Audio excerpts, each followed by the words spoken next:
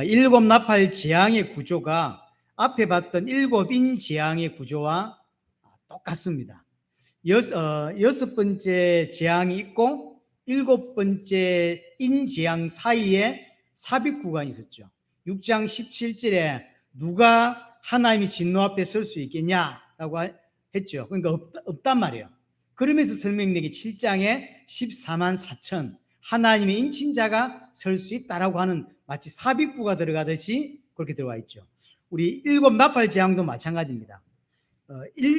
첫 번째 재앙부터 여섯 번째 재앙이 설명이 되고 10장 1절부터 11장 14절권이 삽입처럼 들어가 있어요. 그리고 나서 뒷부분에 일곱 번째 나팔 재앙이 나와요. 구조가 똑같습니다. 또 뭐가 똑같냐면 일곱 나팔 재앙과 일곱인 재앙이 실제로는 같은 재앙입니다. 설명을 다르게 했고 또 형태를 다르게 설명했을 뿐이지 똑같은 재앙이에요.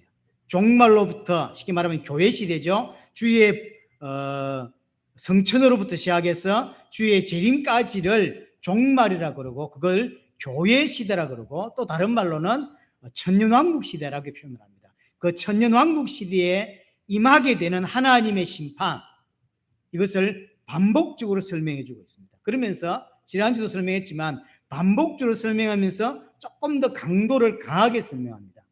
우리 지난주에 일곱인 재앙에서 사망의 권세가 땅 4분의 1을 권세를 얻었다 그랬죠. 오늘 보면 계속 반복되는 게 3분의 1이에요. 3분의 1이라는 말은 완전히 재앙이 임했다는 표현이 아닌 거죠. 앞으로 2분의 1 전체가 다 재앙을 받겠죠. 이런 반복 설명하고 있고 다른 사건을 가지고 같은 이야기를 하고 있는 것이고요. 내용에 따라서 같다고 보셔야 되고 또 하나가 반복되면서 조금 더 확장되고 있는 거죠. 4분의 1에서 3분의 1 이런 식의 좀 확장되고 있다라고 확장되고 강화되고 있다라고 보시면 좋겠습니다. 굳이 나팔 재앙이라고 하는 단어를 쓴 이유는 구약을 잘 아는 이스라엘들을 알아듣게 하기 위해서입니다. 나팔이라고 하는 이미지가 여러 가지로 사용됩니다. 여기서 사용된 나팔의 이미지는 하나님의 심판인 거죠. 주로 나팔을 분다고 하는 것은 전쟁 났을 때 나팔을 불고 전쟁에 이겼을 때 나팔을 불고 또 하나님부터 경고할 때 나팔을 불고 하나님의 심판을 이야기할 때 나팔을 부는데 여러 가지가 불지만 오늘 본문에서는 전쟁과 심판을 가지고 심판의 이미지를 가지고 나팔 재앙이라고 하는 다른 단어를 굳이 쓸 수도 있었지만 굳이 나팔을 쓴 이유는 구약의 나팔이 여러 번 등장하고 이스라엘의 이미지를 잘 아니까. 근데 계시록을 이해해야 될 것은 뭐냐면 없는 개념으로 설명하는 게 거의 없어요. 과거에 구약에 있던 개념, 그래서 특별히 다니엘서, 그다음에 에스겔서 이런 데서 주로 많이 등장하는 개념을 가지고 요한계시록을 설명해 나가요. 그 개념은 유대인들은 다 아는 개념인 거죠. 우리는 유대인이 아니기 때문에 설명이 필요한 부분이 있지만 그래서 나팔 재앙도 그렇습니다. 하나님의 심판을 설명하기 위한 이미지를 가지다가 그대로 쓰고 있는 것이죠. 자, 7절에 먼저 첫 번째 나팔 재앙입니다. 첫째 천사가 나팔을 부니 피 섞인 우박과 불이 나와서 땅에 쏟아지매 땅의 3분의 1이 타버리고 수목의 3분의 1이 다 타버리고 각종 푸른 풀도 다 타버리게 되죠. 그래서 첫 번째 천사가 나팔을 부니까 첫 번째 나팔 재앙의 첫 번째가 뭐냐면 피 섞인 우박과 불이 하늘에서 떨어지게 된 것이고 땅 수목의 3분의 1 그리고 모든 푸른 풀이 다 타버리게 된 거죠. 이게 이제 출애굽기를 우리가 보고 있으니까 출애굽기에서 굳이 보자면 출애굽이 7가지 하나님의 심판이 있었는데 그 7번째 재앙과 아주 흡사한 어떤 면에서 똑같다고 봐야 되죠. 거기 보면 우박과 불덩이가 떨어지죠. 그걸 그대로 인용해 쓴 거예요. 왜냐? 유대인들에게 쓴 거니까. 하나님이 애굽에 내렸던 재앙의 비슷한 모습을 요한계시록과 그대로 쓰고 있는 것이죠. 다른 점이 있다면 그 우박과 불덩이가 애굽에 떨어졌는데 애굽 땅 안에 떨어졌죠. 이스라엘 살고 있던 고센 땅에 안 떨어졌거든요. 그러니까 그 하나님의 재앙이 피 섞인 우박과 불덩이가 애굽 안에만 떨어졌다고. 요한계시록이 오늘 본문에서는 전체 땅 3분의 1인 거죠. 그럼 어디가 더 큽니까? 요한계시록의 설명이 더 큰 거죠. 애굽 땅 안에만 떨어졌다가 이제는 지구 전체 3분의 1 땅이 다 지금 재앙을 받게 되는 거죠. 수목의 3분의 1이니까. 그래서 나팔 재앙은 애굽에서 나왔던 그 재앙과 비교되지 않는 큰 재앙이라는 걸 보여주는 것이고요. 또 하나 굳이 다른 점을 굳이 뽑자면 애굽에서 나왔던 그 재앙은 피가 없었는데 여기에 피가 섞이죠. 이 피는 첫 번째 재앙, 날강이 피가 됐죠. 그 재앙과 섞여 있는 거죠. 그래서 여하튼 이스라엘 사람들이 알아들을 수 있는 단어로 기록했다는 거죠. 우리는 좀 해석이 필요하지만, 자, 3분의 1이 재앙을 받았다라고 하는 것은 구약에서 가져온 개념입니다. 3분의 1은 항상 심판을 설명할 때 많이 사용됩니다. 자, 구약의 에스겔로 한번 가보겠습니다. 에스겔서 5장입니다. 에스겔서 5장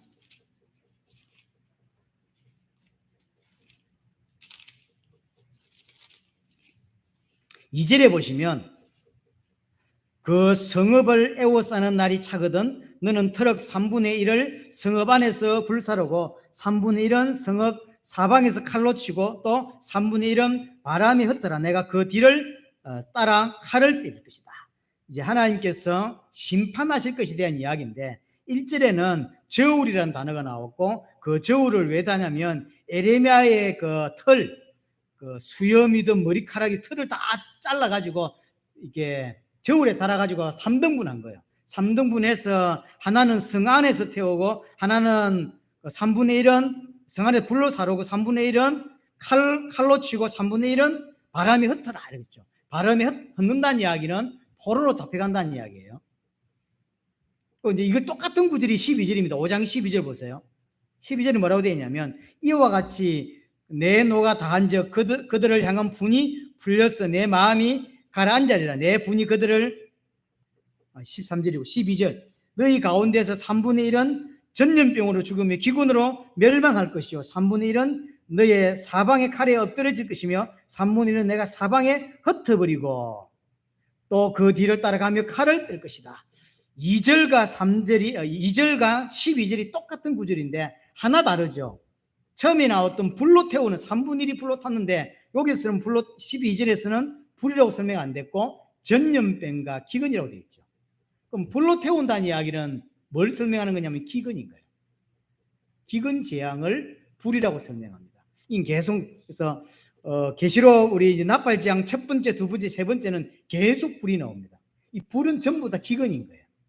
하나님이 불을 내렸다고 하는 건 기근 재앙을 이야기하고 있는 거죠. 그래서 에스겔 4장과 5장에 심판을 설명하는데 심판에 같이 등장하는 게 저울입니다. 지난번에 한번 이 설명을 했죠. 저울이 나왔다는 이야기는 뭘 설명하는 거냐면 먹을 양식이 없어서 폭등한 거예요. 가격이 폭등한 거예요. 그래서 자기 친척이나 가까운 사람들은 좀 싸게 주지만 잘 모르는 사람들은 엄청난 가격을 지난번에 설명했죠. 10배 이상의 가격이 뛰었죠. 10배 가격으로 푸는 거죠. 10,000원이면 살 수 있는 걸 지금 10만 원 줘야 살 수 있는 왜 재앙 때문에 곡식이 다 없어져 버린 거죠. 그 재앙, 그 기근 재앙을 설명하는 거로 했습니다. 그래서 첫 번째 나팔 재앙은 기근 재앙이에요. 이걸 7인 재앙에 비교하자면 7인 재앙에서는 세 번째 나타났던 재앙이죠. 그래서 불심판은 기근인 것이고 이게 7번째 인 재앙으로 따지자면 세 번째 재앙이라고 볼 수 있습니다. 이 이야기를 뒷받침하고 있는 게 오늘 또 7절에도 보면 본문 돌아가서 7절에 보시면 땅 3분의 1이고 그 다음에 수목이 3분의 1인데 각종 푸른 풀도 다 타버렸다. 각종 푸른 풀을 다 타버렸다고 되어 있죠. 이 각종 푸른 풀은 이게 이제 푸른 채소를 말합니다. 이게 히브리어는 에세브예요. 에세브가 창세기 1장 제가 설교할 때 이야기를 했는데 너무 오래돼서 기억이 안 나겠죠. 에세브가 뭐냐면 짐승이 먹는 풀을 에세브라고 그래요. 근데 이제 인간이 타락하고 하나님께서 아담에게 뭐라고 말하냐면 창세기 3장에 보면 네가 먹을 것은 밭의 채소인즉 그러거든요. 원래 밭의 채소는 짐승이 먹는 겁니다. 그러니까 이제 타락한 인간에게 네가 밭의 채소를 먹게 될 거다. 우리는 요즘 채소 좋아하잖아요. 그게 원래 우리가 먹는 게 아닙니다. 그게 원래 짐승이 먹는 거예요. 그래서 우리의 수준이 인간의 수준이 짐승으로 떨어지는 걸 설명하는 거예요. 짐승 수준이 되는 거예요. 원래는 뭐 먹죠? 원래는 씨 맺는 채소라고 그랬어요. 채소는 채소인데 씨가 가지 있는 채소. 그 다음에 나무 중에서 열매 중에서도 씨를 가지고 있는 열매를 맺는 나무 있죠. 이것을 인간이 먹는다 그랬어요. 예를 들어서 씨를 가지고 있는 열매가 뭐 있습니까? 사과 같은 거, 배 같은 거 그렇겠죠. 씨가 안에 들은 걸 원래 인간이 먹는다는 거예요. 하지만 그 인간이 타락함으로 말미암아 하나님이 네가 이제 먹을 것은 밭의 채소다 그랬어요. 그래서 주 식량으로 삼게 된 게 뭐냐면 밭의 채소예요. 그 타락하면서부터거든요. 그럼 이 씨라고 하는 단어가 뭐냐면 제라라고 하는 히브리거든요. 이 제라가 씨로 번역하기도 하고 후손이라고 번역할 수도 있고요. 조금 직설적으로는 정액, 남자의 정액할 때 요 제라예요. 같은 의미예요. 그러니까 창세기 1장 설명이 창조 설명처럼 보이지만 제가 설명드렸잖아요. 창조 설명이 아니라고. 구원 설명이에요. 원래 인간은 씨 맺는 열매, 씨 맺는 채소를 먹어야 돼요. 이 씨가 누구라? 예수 그리스도를 말하는 거죠.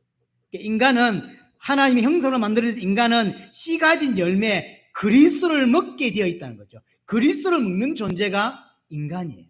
하지만 그 인간이 타락함으로 말미암아 이제 그 씨를 먹지 못하고 먹지 않고 뭘 먹냐면 짐승 먹는 걸 먹게 되는 거예요. 짐승 수준으로 떨어졌다는 사실을 설명하는 게 이 각종 푸른 풀이었습니다. 그래서 타락한 인간이 짐승 먹는 걸 먹게 되어버렸어요. 그게 인간의 상태, 하나님과 단절된 상태의 모습입니다. 그 인간은 더 이상 그리스도를 먹지 않는 자가 되어버린 거예요. 그리스도를 먹고 그리스도를 더불어 살아야 되는데 그리스도를 싫어하고 그리스도를 먹지 않는 거죠. 그리스도가 원래 내 힘의 원천이고 그리스도가 내 힘의 원천이고 생명의 근원이에요. 그래서 그리스도를 먹고 힘을 얻고 생명의 근원을 얻어서 이 땅을 살아가는 게 원래 인간인데 타락한 인간은 어떻게 산다? 그리스도를 먹지 않는 자가 됩니다. 그리스도를 싫어해요. 그래서 이제는 뭘 먹고 사냐면 이 땅의 것을 힘의 원천 삼고 이 땅의 것을 생명의 근원 삼아 먹는 자가 되어버린 거죠. 그게 인간입니다. 근데 오늘 첫 번째 재앙에서 그 푸른 채소를 다 불태워 버렸다는 건 무슨 의미입니까? 하나님 아닌 다른 것을 의지하고 있는 걸 다 태워버린 거예요.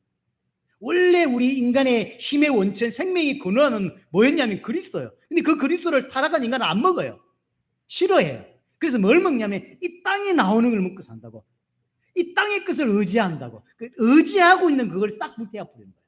그래서 첫 번째 재앙의 핵심은 내용은 기근인데 모습은 뭐냐면 인간이 하나님 말고 의지하는 모든 걸 불태운다라고 하는 내용이에요.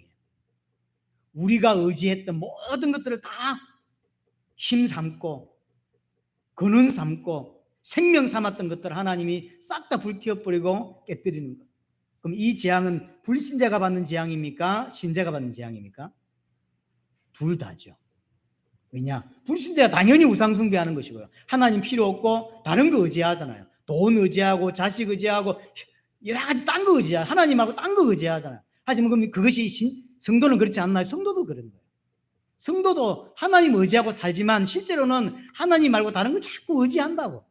그래서 우리 나팔 재앙의 첫 번째 재앙이 형태는 기근이고 내용은 우상 숭배를 깨뜨리는 것이고 인간이 의지하는 모든 걸 불태워버리는 거예요. 이것은 불신자에게만 임하는 것이 아니라 신자에게도 해당된다는 거죠. 왜냐? 신자도 교회 하나님 의지한다고 하면서 실제로는 다른 걸 자꾸 의지하거든요. 그래서 그걸 하나님이 싹 불태워버리는 것입니다. 자, 두 번째 8절부터 9절입니다. 둘째 천사가 나팔을 부니 불붙는 큰 산과 같은 것이 바다에 던져지며 불붙은 큰 산과 같은 거예요. 산은 아닌데 비유하자면 그렇다는 거죠. 이 바다에 던져지며 바다의 3분의 1이 피가 돼요. 물을 못 먹을 수 없는 거죠. 또 9절에 바다 가운데 생명 가진 피조물들이 3분의 1이 죽고 그렇겠죠. 불붙은 산 같은 엄청난 것이 바다에 던져지니까 그 바다가 3분의 1이 피가 돼버렸고 이제 죽은 바다가 되는 거죠. 또 그 죽은 바다에 있는 피조물이 3분의 1이 다 죽어버린 거죠. 살 수 없는 바다가 됐으니까. 그러면서 배들도 3분의 1이 깨졌어요. 이야기죠. 자, 불붙는 큰 산이었습니다. 그래서 어떤 신학자들은 이거 하산 폭발 아니냐 뭐 이렇게 하는 거죠. 왜냐하면 비슷하잖아요. 큰 산인데 불이 붙었어. 하산 같은 거죠. 실제로 그럼 하산이냐? 아닙니다. 이렇게 주장하는 게 세대주의예요. 참 세대주의 목사님들이 어떤 부분은 성경을 참 해석을 잘하는데 이런 부분은 너무 뭐랄까요? 좀 너무 상징적인 것을 직접적으로 설명하는데 너무 능해요. 그래서 이런 불 붙었다고 하니까 그냥 이 산이라 이 하산이라 그러고, 우리 세 번째 놓은 나팔 재앙에서 보면 이 큰 별이 떨어지거든요. 불덩이가 떨어지거든요. 이 원자폭탄이다 이렇게 설명하거든요. 그래서 이건 이거다 이렇게 설명을 이게 끼워 맞추면 안 된다 그랬어요. 근데 끼워 맞추기 너무 좋은 게 많다고. 그게 세대주의자들이에요. 그래서 위험해요, 사실은. 자, 그런 게 있습니다. 하여튼 그럼 불 붙는 큰 산이 뭐냐? 예레미야 51장을 가보겠습니다. 예레미야, 이번에는 예레미야 51장 25절부터 볼까요? 예레미야 51장 25절 25절에 보면 여호와께서 말씀하시니라 온 세계를 멸하는 멸망의 산아 보라. 멸망의 산이 나왔죠. 나는 내 원수라. 나의 손을 내 위에 펴서 너를 바다에 굴리고 너를 불탄 산이 되게 할 것이니. 이게 불탄 산이 나왔습니다. 큰 불탄 산. 이게 지금 누구를 말하는 거죠? 바벨론이에요. 하나님께서 멸망의 산 바벨론을 불탄 산이 되게 만들겠다라고 하는 이야기죠. 51장 다시 63절을 볼까요? 63절. 너는 이 책을 읽기를 다한 후에 책을 도레며 유브레다 강 속에 던지매 말하기를 바벨론이 나의 재난 때문에 이같이 몰락하여 그 읽은 책을 바다에 막 집어 던진단 말이에요. 이와 같이 바벨론을 바다에 집어 던져 멸망하게 만들겠다. 바벨론을 물속에 던져 심판하겠다라고 하는 거죠. 오늘 두 번째 나팔 재앙에서 이 바다에 던져지는 큰 산, 불붙던 큰 산은 바벨론입니다. 자, 계시록 다시 돌아와서 계시록 18장을 가봅니다. 계시록 18장 21절.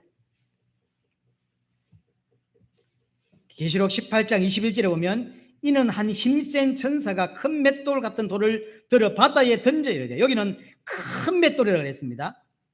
이 큰 맷돌을 바다에 던졌는데 큰 성 바벨론이 그랬죠. 큰 성 바벨론. 그래서 우리가 지금 보고 있는 두 번째 나팔 재앙에 이 불붙은 큰 산은 구약으로 따지자면 바벨론입니다. 악한 나라 바벨론. 그 이미지를 그대로 계시록에 가져와서 그냥 바벨론이라고 씁니다. 그러면 계시록에서 말하는 바벨론이 구약에 있던 그 바벨론인가요? 아니죠. 영적으로 그대로 가져다 쓰는 거죠. 하나님을 대적하는 대명사가 바벨론이 된 거죠. 그래서 그 악한 나라, 하나님을 대적하는 그 나라를 바벨론이라고 통칭하는 것입니다. 그 바벨론에 대한 심판입니다. 이게 바다가 3분의 1이 피가 됐죠. 피가 된 건 우리 출애굽기에 나오는 나일강이 피가 된 그 재앙, 첫 번째 재앙이죠. 그걸 그대로 가져온 거죠. 그럼 나일강이 피가 되니까 어떤 일이 벌어집니까? 나일강에 살고 있던 그 피조물들, 그 고기들이 다 썩었겠죠. 다 죽겠죠. 그러면 그것이 바벨론이 지금 멸망을 받고 바벨론이 지금 하나님께 재앙을 받는데 그게 바다에 떨어졌고 바다 3분의 1이 죽었고, 그러니까 그 안에 살고 있던 3분의 1의 물고기들이 다 죽는 거죠. 생물들이 다 죽는 거죠. 그럼 그것만 죽냐면 오늘 본문을 보니까 배들이 3분의 1 깨진다고 했어요. 그 바다를 왔다 갔다 왕래하는 배가 3분의 1 깨집니다. 바벨론은 원래 어디서 힘이 세냐면 해상 무역을 아주 잘했던 나라가 바벨론이에요. 바벨론의 힘의 근원은 해상 무역이라고 합니다. 그러면 바다를 박살을 내버리고 배를 박살을 내버렸어요. 이게 뭘까요? 사람들이 믿고 있는 경제를 박살 내버린 거예요. 바벨론의 경제를 박살 내버린 거죠. 아까 봤던 계시록 18장에도 보면 바벨론을 해상 무역을 잘하는 나라로 표현하고 있습니다. 다시 한번 가볼까요? 18장, 계시록 18장을 다시 가보겠습니다.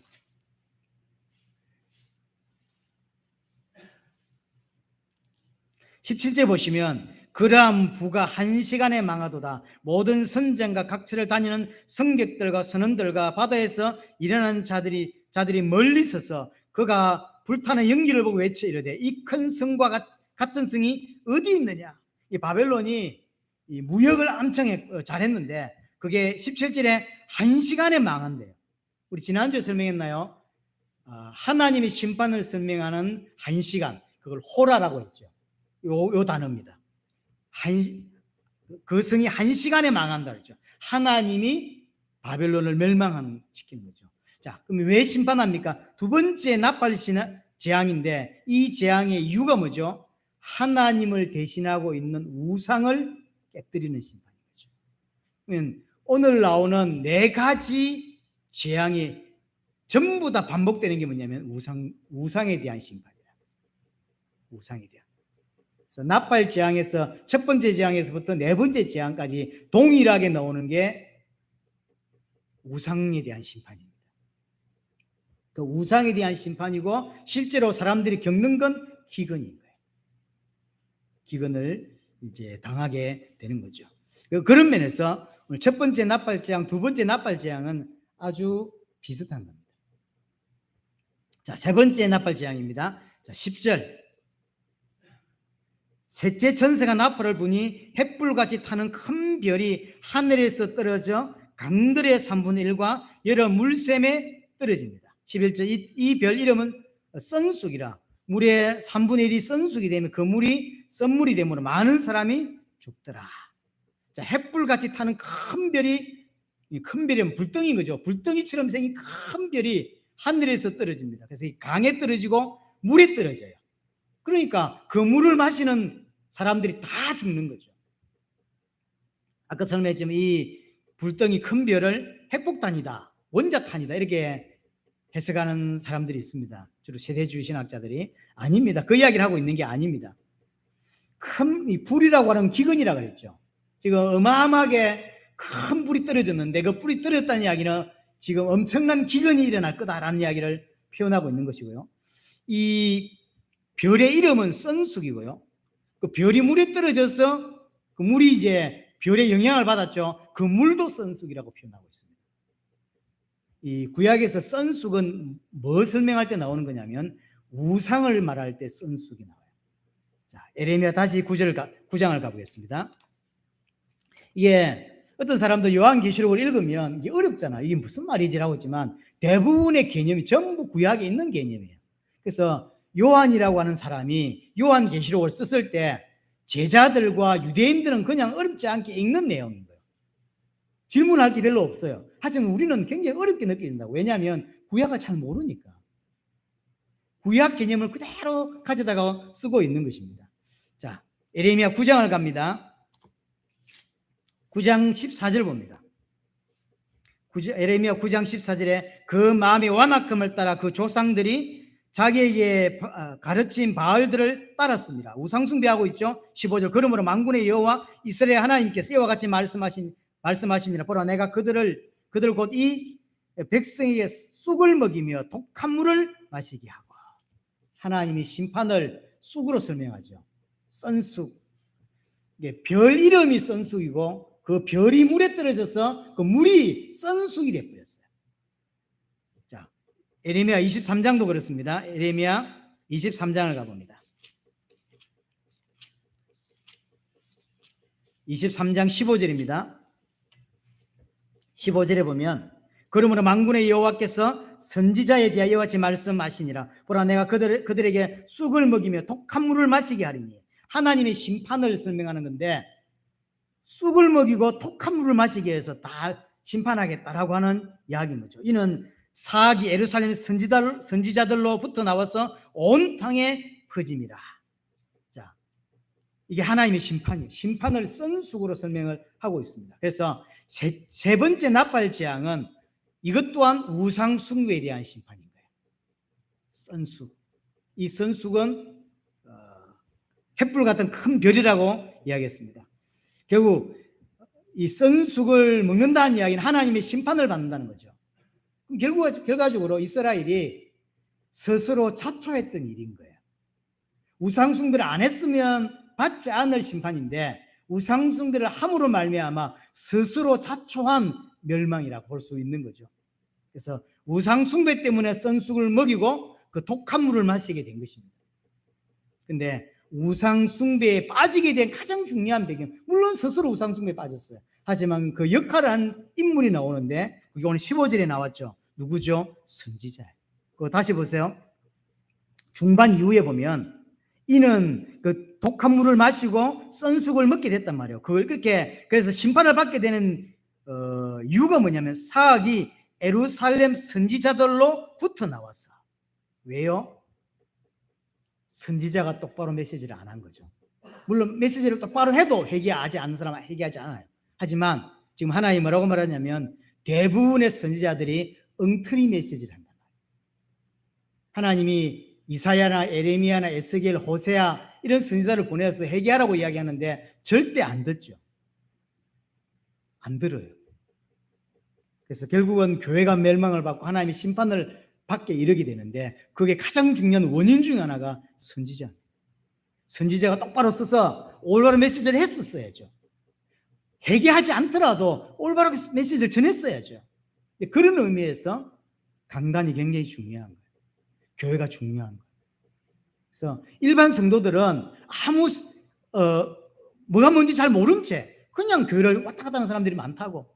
그래서 그게 말하면 목사가 말하면 그게 진짜인 줄 알고 그냥 믿는 사람이 많다고. 그래서 하나님 앞에서 책망을 받을 때 천국 가서 책망을 받을 때 일반 성도보다 목사는 배로 책망을 받는 거예요. 왜 그러냐면 역할이 컸단 말이에요.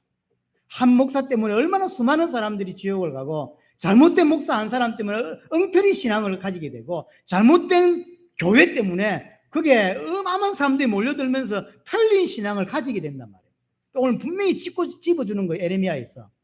이렇게 썬쑥을 먹고 독한 물을 마셔서 멸망받는 이유가 뭐냐면 선지자 때문이라는 거예요. 교회 때문이라는 거죠. 정확히 말하면 목사 때문인 거예요. 목사가 똑바로 설교하지 않으니까, 목사가 똑바로 복음 전하지 않으니까 틀린 신앙을 맞는 신앙으로 오해하고 있죠. 지난주 봤지 않습니까?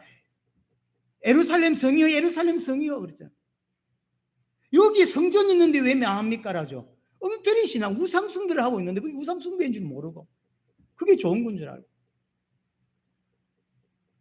그래서 올바른 교회가 서는 건 굉장히 가치 있는 것이고 올바른 목회자가 나오는 건 굉장히 가치 있는 일이에요. 왜냐하면 그게 한 명으로 끝나지 않아요. 한 명의 목사, 한 명의 하나의 교회일 줄 모르지만 그를 통해서 정확하게 전달받는 사람들이 살아나는 건 다르단 말이에요.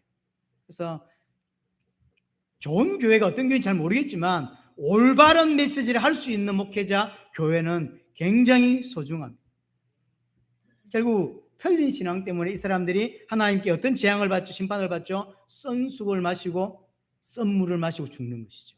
이게 하나님의 심판입니다. 이게 세 번째. 그래서 공통적으로 나온 게 뭐죠? 우상 숭배에 대한 심판인 거죠. 바벨론을 통한 우상 숭배를 하게 된 거죠. 그게 너무나 영향을 받은 거죠. 그래서 우상 숭배는 큰 죄입니다. 하나님이 반드시 책망하시고 반드시 심판하시는 큰 죄가 우상 숭배. 기독교인들의 우상 숭배는 어떤 형상 만들어 깎아 만들고 절하고 하진 않죠. 대부분은. 가장 무서운 게 생각 속에 잘못 정립되어 있는 하나님. 하나님이 아닌데 하나님을 믿고 있는 잘못된 신앙들.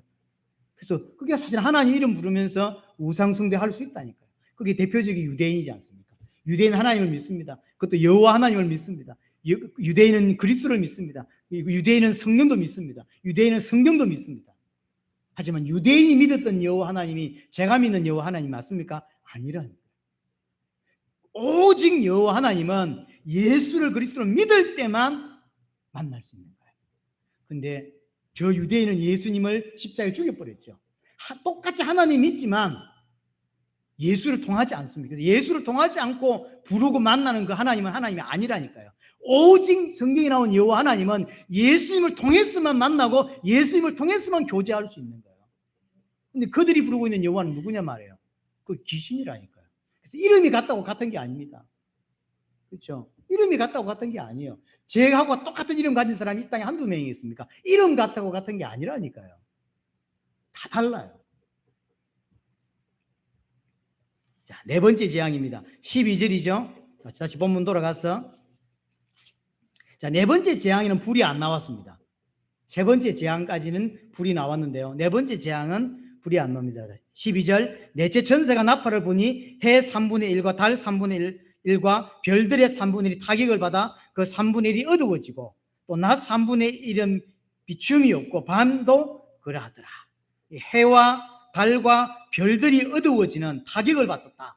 3분의 1이 전체가 아니고 3분의 1이 이 말은 3분의 1이라는 이야기가 벌써 재앙이 완성되지 않았다는 거죠. 계속 재앙이 온다는 것입니다. 해, 달, 별들이 타격을 받았는데 이것은 애굽에서 있는 걸 그대로 가져왔죠. 애굽의 9번째 재앙입니까? 흑암 재앙과 비슷하죠. 애굽에 흑암 재앙이 내리니까 이런 해, 달, 별들이 어두워지는 흑암이 내렸죠. 흑암 재앙은 애굽의 신에게 내린 재앙이죠. 애굽 사람들이 우상 숭배하고 있는 그 애굽 우상에 내린 심판이고 재앙이었습니다. 특별히 그 중에 흑암 재앙은 애굽 사람들이 가장 많이 섬기는 대표적인 신, 태양신에 대한 심판인 거죠.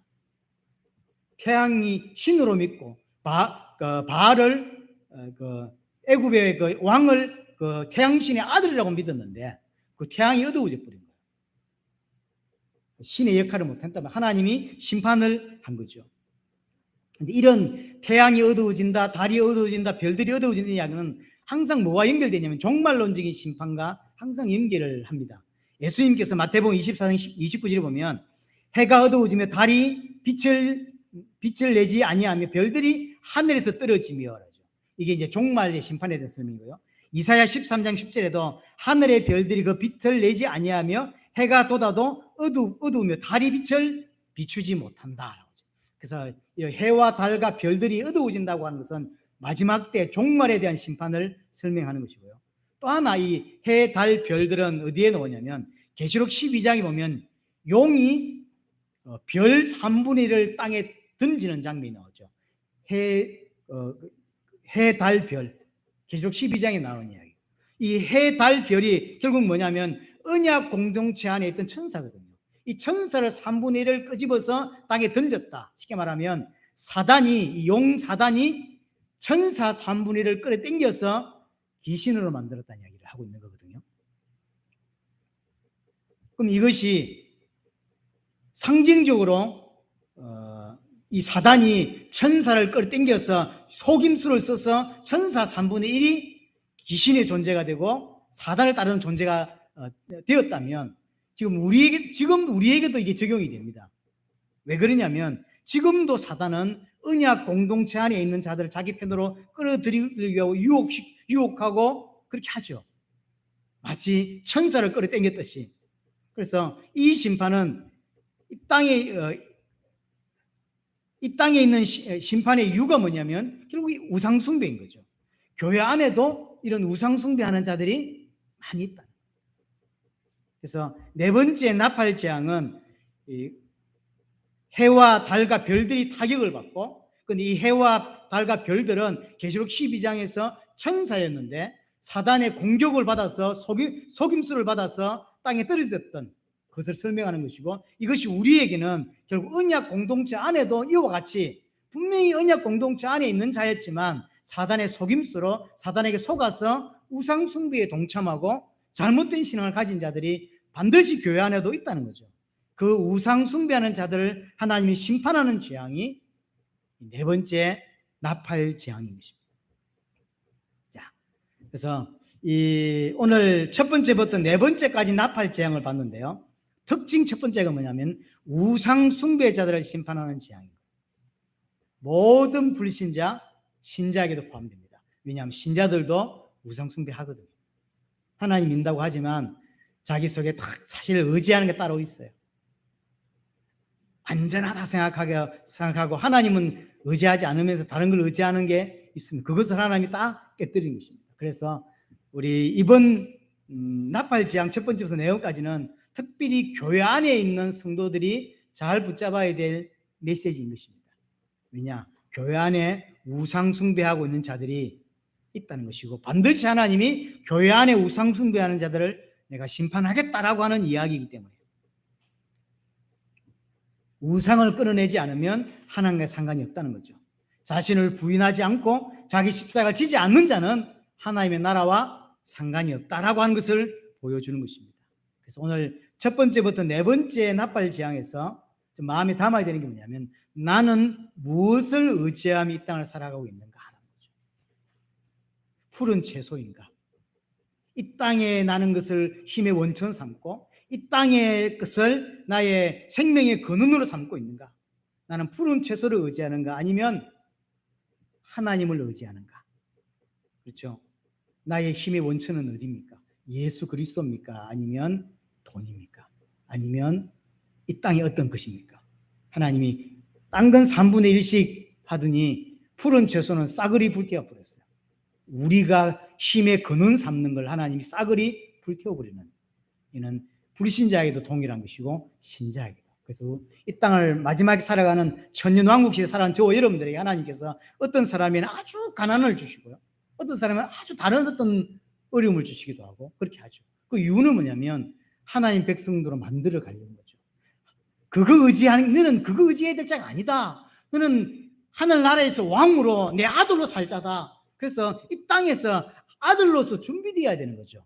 그럼 그거 경제 의지하거나 이 땅 것을 원천 삼지 말고 나를 원천 삼아라. 예수 그리스도를 원천 삼아야 된다는 것을 가르쳐 주려고 있던 것도 빼앗아 가기도 하고 없던 것도 주시기도 하고 그러는 거예요.